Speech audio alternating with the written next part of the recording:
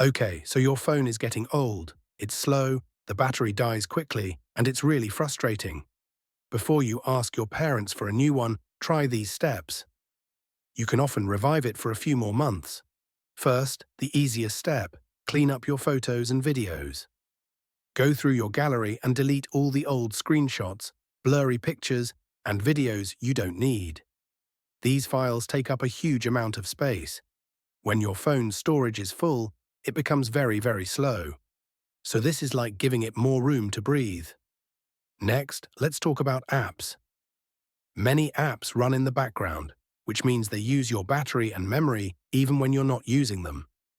Go to your settings and find battery or data usage. Here you can restrict background data for apps you don't need notifications from all the time, like games.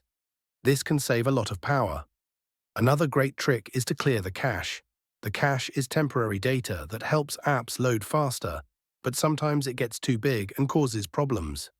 In your settings, find Storage, then Apps. Choose one big app like TikTok or Line and tap Clear Cache.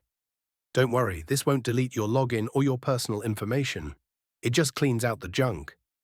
If your phone is still slow, you can try a more serious step, a factory reset. But listen carefully, this is very important. A factory reset will erase everything and make your phone like it was when you first bought it. So before you do this, you must save all your photos, contacts, and important files. You can back them up to the cloud or to your computer. If you don't, you will lose all your pictures forever. After the reset, your phone will be fast again, but you will have to reinstall your apps. So to review, first, clean your photos. Second, manage your apps. Third, clear the cache. And finally, only as a last resort, do a factory reset after a backup.